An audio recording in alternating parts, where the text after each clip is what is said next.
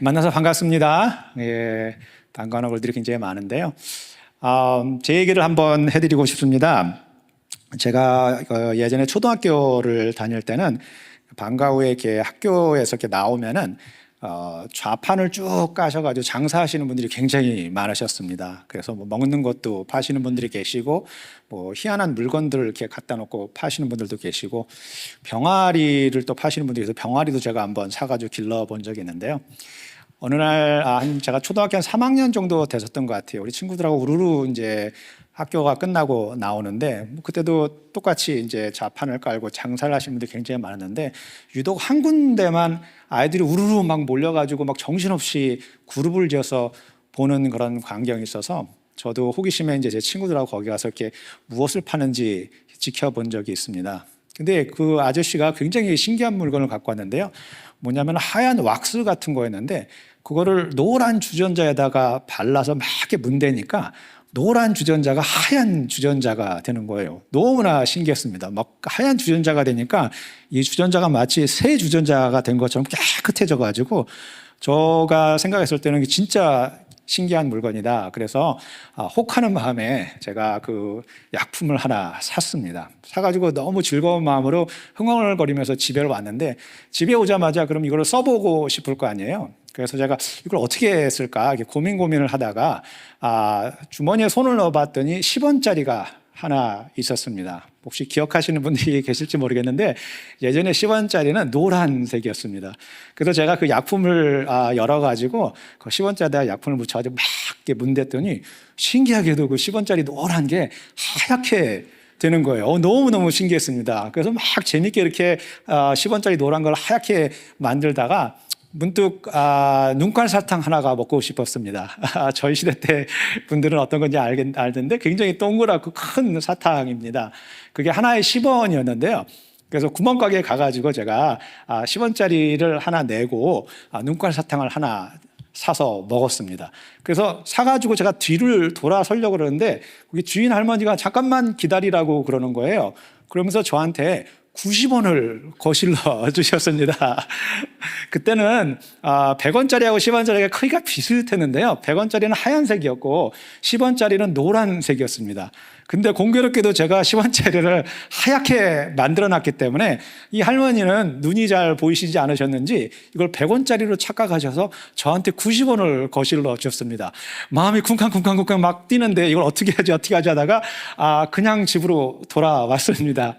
근데 여기서 끝나면은 사실은 거의 완전 범죄가 될 텐데, 제가 어떤 생각을 또 했냐면은, 90원이 있는데 10원짜리가 이걸 다 또 하얗게 만들면 좋겠다. 라고 생각을 해가지고, 이 10원짜리를 또 계속 왁스를 발라가지고 다 하얗게 만들었습니다. 그런 다음에, 배포도 좋게 다시 그 가게 할머니한테 가가지고 또 눈가사탕을 하나 사먹었습니다. 근데 이번에는 들켰습니다. 걸렸습니다. 그래서 동네 구멍가게이다 보니까 고스란히 저희 어머니에게 전달이 되고, 저는 그날 오후에 저희 어머니한테 반 죽도록 맞았습니다. 회초리로 어머니가 얼마나 세게 때리시든지 종아리하고 엉덩이가 불이 나게 맞았습니다. 엉엉 울면서 다 맞고 난 다음에 집 앞에서 쭈그리고 앉아서 제가 무슨 생각을 했냐면은 이런 생각을 했습니다. 이 여자는 우리 엄마가 아닐 거야. 우리 엄마라 그러면은 이렇게 무지막지하게 나를 때릴 수가 없어. 우리 엄마는 아마 저 멀리 어느 나라의 공주님이신데 나를 나중에 데리러 올 거야. 뭐 이런 상상을 한 적이 있습니다. 여러분은 여러분 기억에 어떤 엄마가 생각이 나시나요? 여러분 어머니는 어떤 분이셨나요? 그리고 여러분 자신들은 어떤 어머니라고 생각이 되시나요? 아마 우리 기억 속에 우리가 원하는 어머니의 상은 참 좋고 인자하고 사랑스러운 그런 어머니가 되고 싶을 겁니다. 아마 여러분 자녀도 그런 식으로, 그런 마음으로, 간절한 마음으로 아마 키우실 거라고 저는 생각을 하고 있습니다. 근데 이 엄마라는 이름의 무게가 때로는 너무나 많이 힘들 때가 있습니다. 특히 요즘 사는 저희들은 더 그렇습니다. 자녀를 잘 키우려고 하는 그 마음, 자녀를 잘 사랑스럽게 건강하게 키우려는 그런 마음이 너무 과하다 보니까 때로는 그것이 우리가 너무 불안한 마음에 행동으로 옮겨지는 것들이 상당히 많은, 그래서 그 엄마라는 무게가 더 무겁게 느껴지는 이런 때가 굉장히 많이 있습니다. 여러분들은 여러분 자녀를 잘 키우고 계신가요? 어떠세요? 여러분 자녀를 바라보면은 애들이 커가는 게 여러분들에게 만족이 되시나요? 만족이 되시는 분들도 계실 수 있고 아니다고 생각하시는 분들도 있을 겁니다. 사실은 자녀가 어렸을 때에는 내가 이 아이를 잘 키우고 있나? 얘가 지금 잘 자라고 있나? 내가 엄마 노릇을 잘하고 있는 거 맞아? 아니야? 이거를 구분하기가 상당히 어렵습니다. 근데 자녀가 점점 크고 나면은 조금씩 내가 자녀를 키웠던 것들이 눈에 보이기 시작합니다. 그러다 자녀가 한 대학교를 졸업하는 나이가 되면은 그때는 확연하게 보이기 시작합니다. 근데 그 당시에 부모님들이 후회를 하는 게 한 가지가 있는데요. 대부분의 부모님들, 그 나이에 있는 자녀를 둔 부모님들은 사실은 이 아이를 공부를 더 열심히 가르칠 걸, 학원을 좀 더 보낼 걸, 개인 교사를 좀 더 많이 붙일 걸, 이런 것을 후회하시는 어머니보다는 이 아이를 신앙교육을 제대로 잘 시킬 걸, 말씀 교육, 믿음 교육을 좀 더 잘 시킬 걸 하는 후회를 하는 분들이 훨씬 더 많이 있습니다.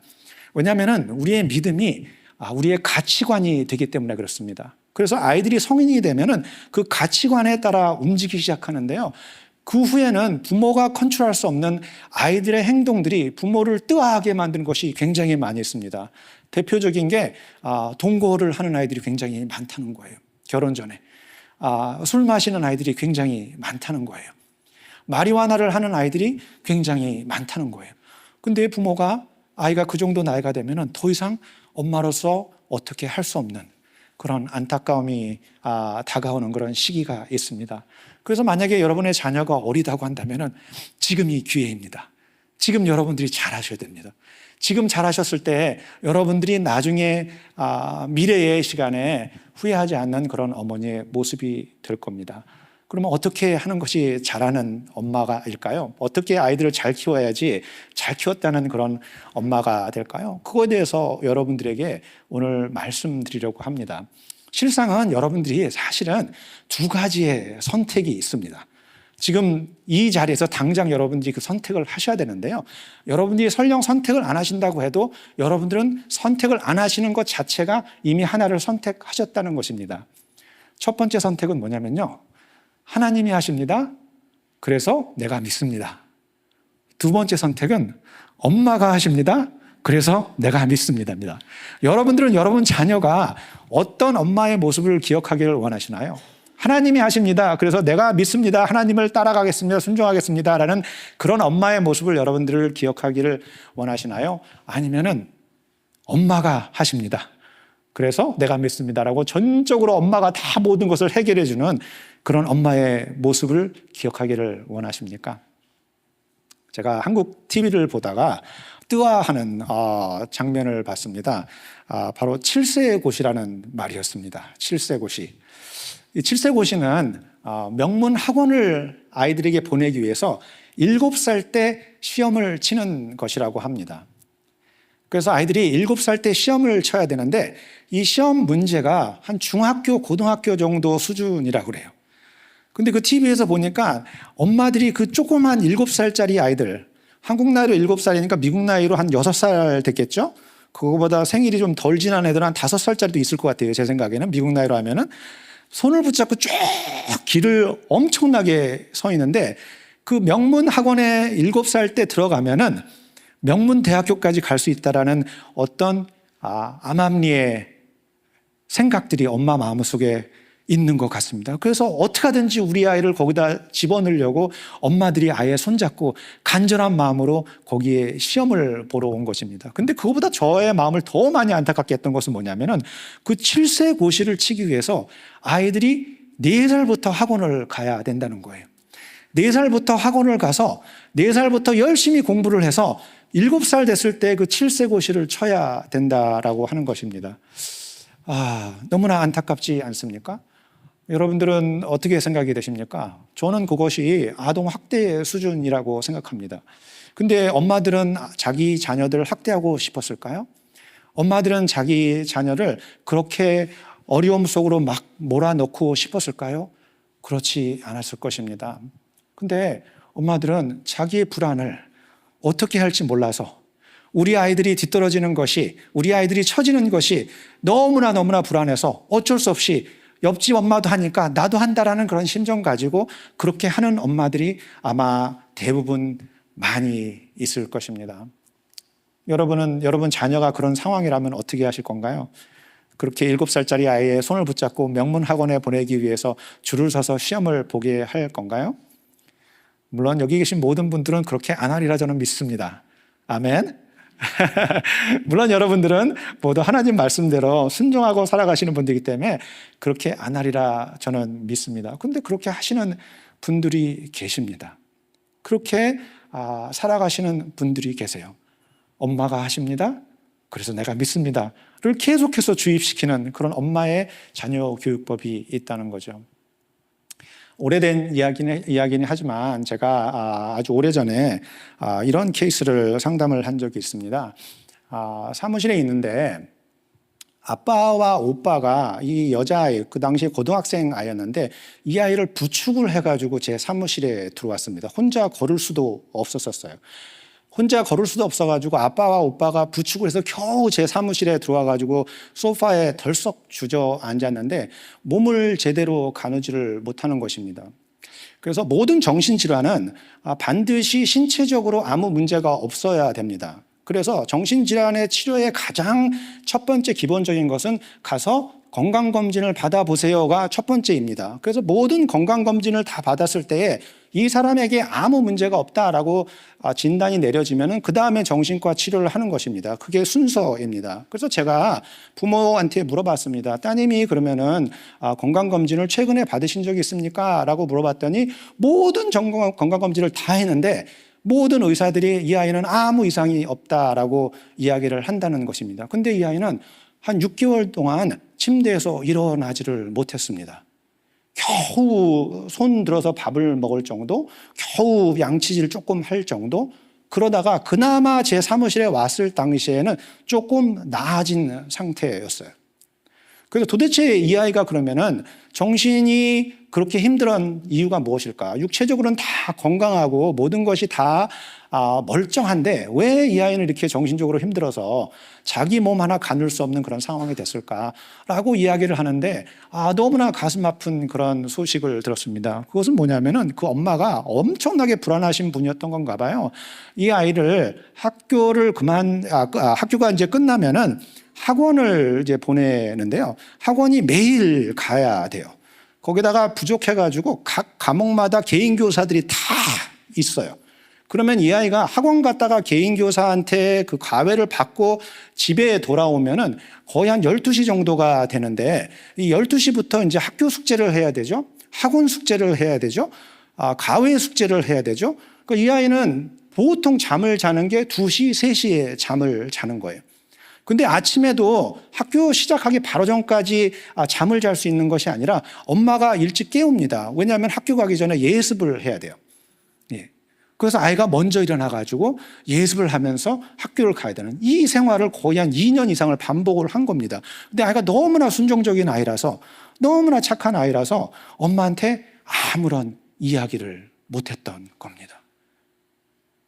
엄마에 대한 원망과 엄마에 대한 증오와 분노가 안으로 계속해서 차곡차곡 쌓이기 시작해서 더 이상 자기가 엄마와 어떤 대화로서 이거를 풀어낼 수 없다고 생각하니까 몸이 마비가 되기 시작한 거예요. 실제로 있었던 일입니다. 여러분들은 어떻게 생각되시나요? 나는 그런 엄마 아니야. 그래서 나는 괜찮아. 이렇게 위안을 얻으시나요? 아니면은 나도 지금 그렇게 하고 있어 라고 여러분들을 자책을 하고 계시나요?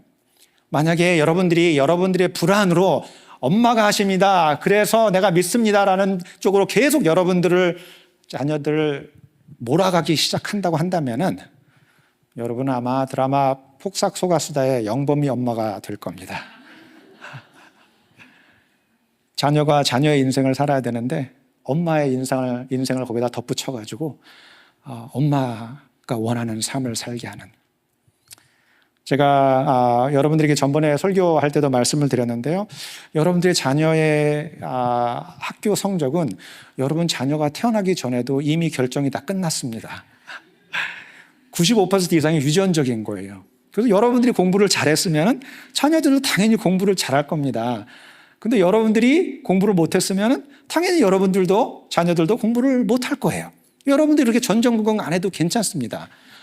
괜찮아요. 이미 결론이 다 난 거예요. 이미. 예. 근데 만약에 나는 공부를 못했는데 아이는 공부를 잘한다.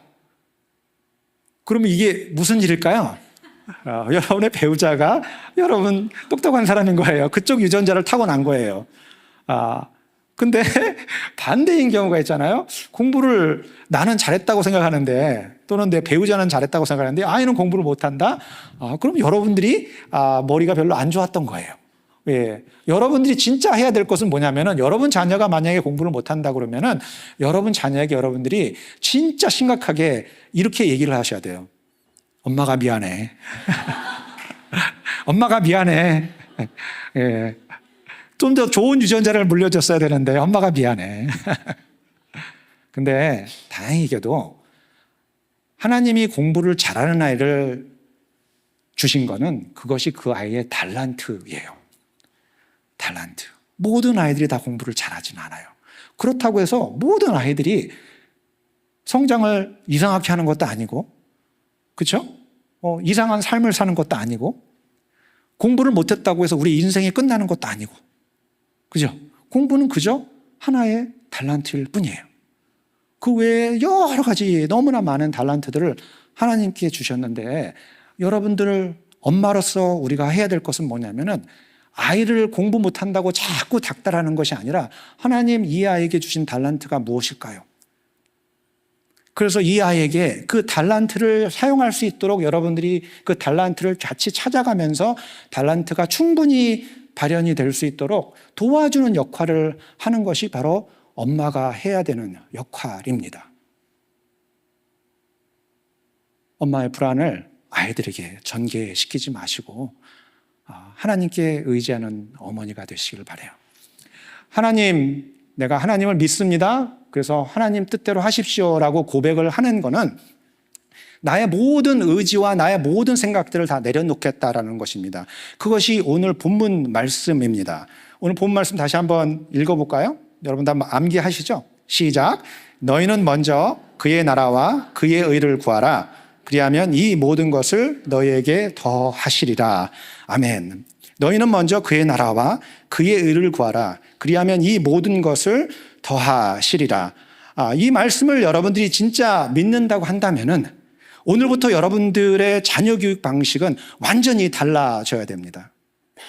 여러분들이 이 말씀을 진짜 신실하게 믿으신다고 한다면은 여태까지 여러분들이 하셨던 방법을 다 내려놓고 하나님이 오늘 우리에게 가르쳐 주시는 자녀 교육의 너무나 핵심 같은 이 말씀을 의지하여서 자녀를 교육을 시켜야 됩니다. 너희는 먼저 하나님의 나라와 하나님의 의를 구하라. 그럼 하나님의 나라가 무엇일까요? 하나님의 나라는 장소나 어떤 위치를 이야기하는 것이 아닙니다. 하나님의 나라는 통치의 개념입니다. 그래서 내가 만약에 하나님의 통치를 받고 있다라고 하면은 내가 바로 하나님의 나라가 되는 것입니다. 여기 앉아 계신 모든 여러분들이 하나님의 통치 아래에 있다고 한다면은 바로 이 여성 예배를 드리는 이 장소가 바로 그리고 여러분 모두 때문에 하나님의 나라가 되는 것입니다. 아멘. 예. 여러분들은 하나님의 통치 아래에 계신가요? 예, 아멘 소리가 갑자기 적어졌네요. 예, 여러분들이 하나님의 나라를 진짜 믿으시고 여러분들이 하나님의 통치를 받아들이신다고 한다면은 여러분 자신이 하나님의 나라가 되는 것입니다. 그래서 여러분들이 서로가 협력해서 서로를 더 사랑하고 위해 줄 때 하나님의 나라의 확장이 되는 것입니다. 왜냐하면 각 개인이 하나님의 나라이기 때문에 그렇습니다. 그럼 하나님의 의는 무엇일까요? 영어로는 righteous라고 하는데요. righteousness.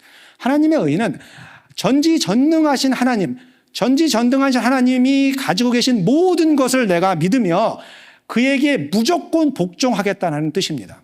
그래서 하나님의 나라와 하나님의 의를 구한다는 것은 하나님 통치 아래 전지전능하신 하나님의 모든 것에 대해 제가 복종하겠습니다 라고 고백을 하는 것입니다.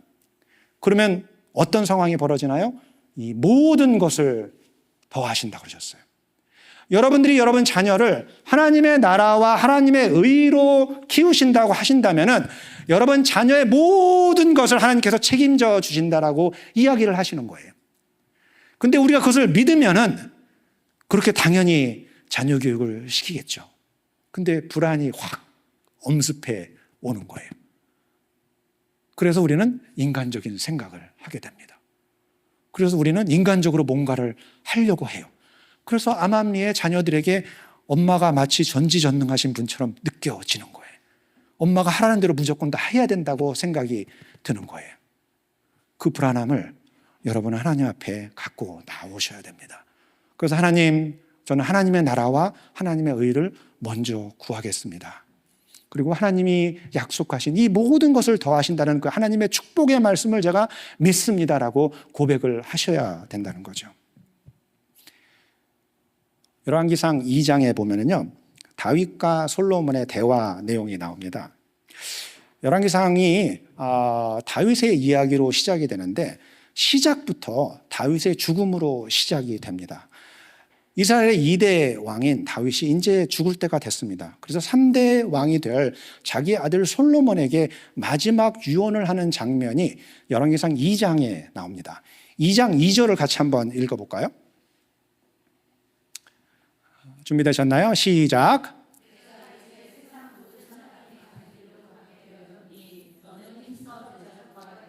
아멘. 예. 다윗 왕이 죽을 마지막 당시에 자녀에게 뭐라고 얘기를 하냐면은 대장부가 되라고 합니다. 너는 먼저 대장부가 되라. 그러면 우리는 여기 2절만 읽었을 때는 어떻게 생각할 수 있냐면은, 그래, 굉장히 힘세고 카리스마 넘치는 그런 왕이 되라 라고 이야기를 하는 것 같아요. 왜냐하면은 실질적으로 이제 아버지가 죽을 거니까 아들에게 어떻게 왕으로 이 나라를 잘 정치로 잘 다스릴까라는 것을 아이에게 전수를 하고 싶은 마음이 아마 아버지의 보편적인 마음일 거예요. 네가 이럴 때는 이렇게 해라, 저럴 때는 저렇게 해라라고 무수한 것을 이야기해 주고 싶은 것이 바로 아버지의 마음일 것입니다. 왜냐하면 아버지는 아들을 사랑하기 때문에 그렇습니다. 근데 희한하게도 다윗은 그런 얘기를 하지를 않았어요. 그리고 대장부라고 되라고 되어 있는데 이 대장부에 대해서 다윗이 3절에 어떤 거가 대장부인가에 대해서 설명을 하고 있습니다. 3절을 한번 같이 읽어볼까요? 시작. 명령을 지켜 그 길로 행하여 그 법률과 계명과 율례와 증거를 모세의 율법에 기록된 대로 지키라. 그리하면 내가 무엇을 하든지 어디로 가든지 형통할지니라. 아멘.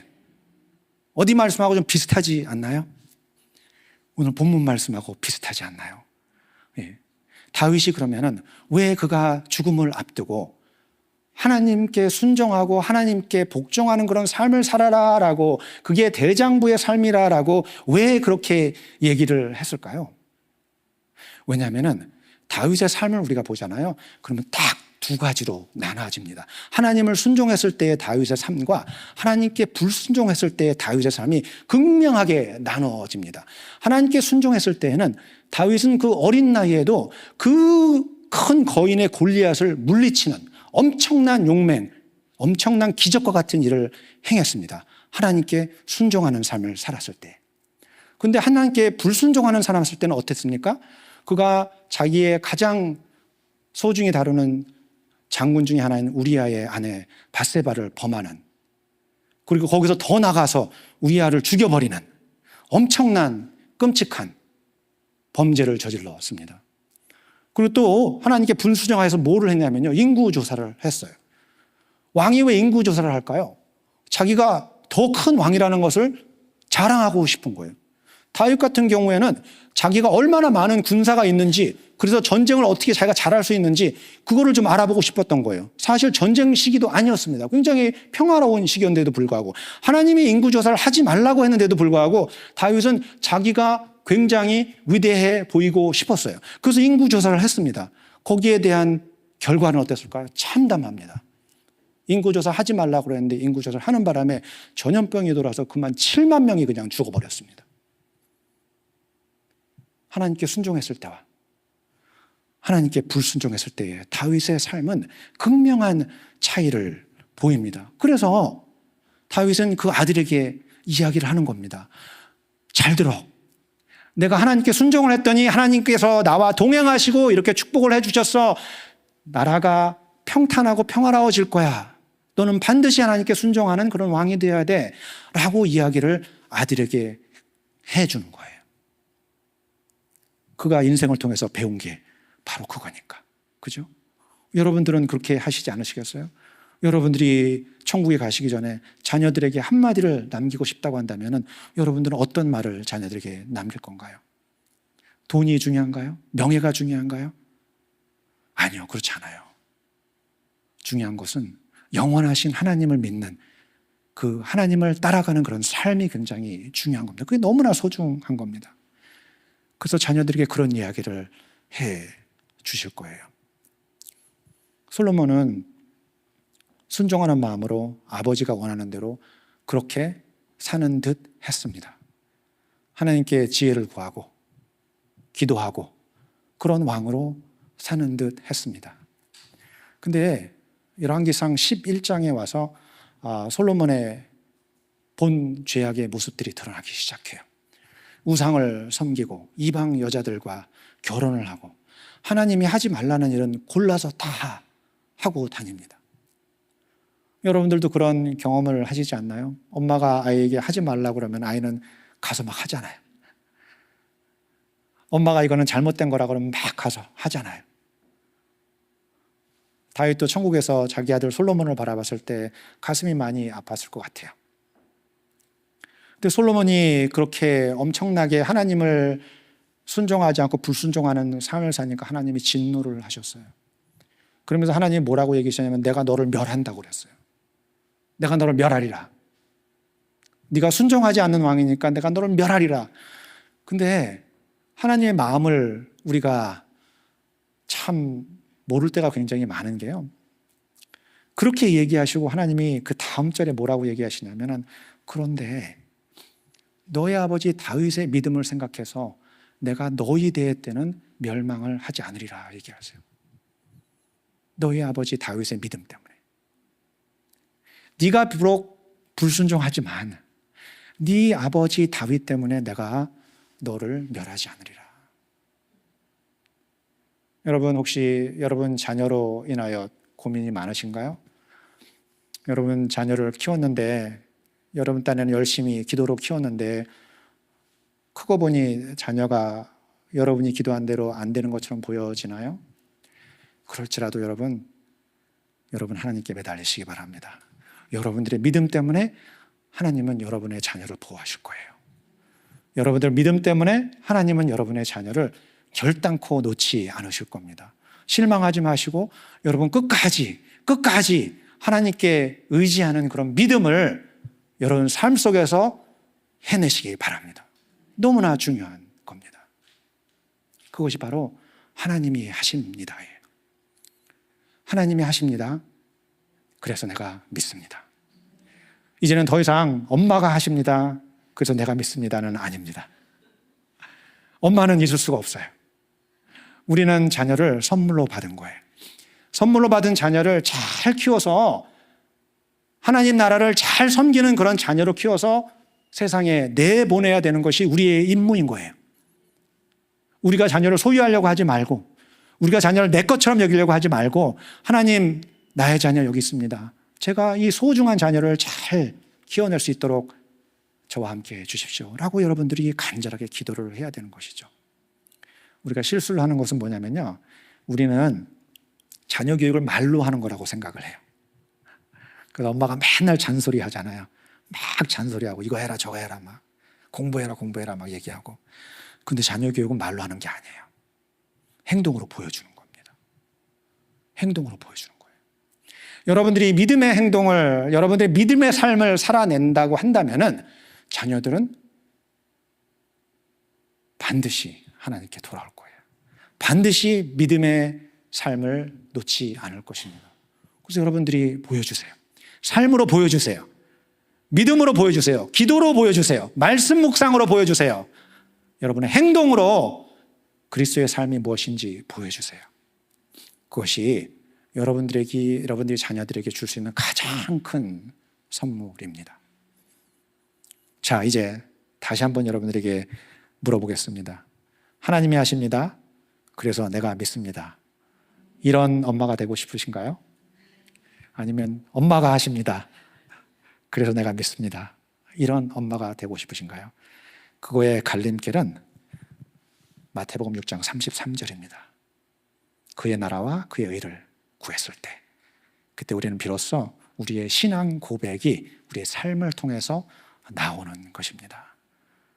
아무쪼록 여러분, 하나님께서 주신 여러분의 자녀를 믿음으로 그렇게 잘 키워내시기 바랍니다.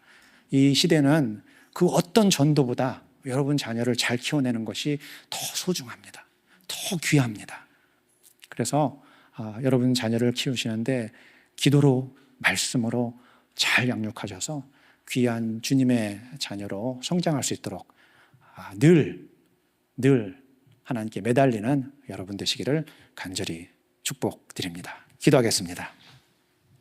하나님 감사합니다. 저희들 부족하지만 주님께서 엄마로 택해 주시니 감사합니다. 이 엄마라는 무게가 때로는 너무나 힘들 때도 있습니다. 하지만 주님, 저희는 하나님이 있기에, 주님이 우리 곁에 있기에 괜찮습니다.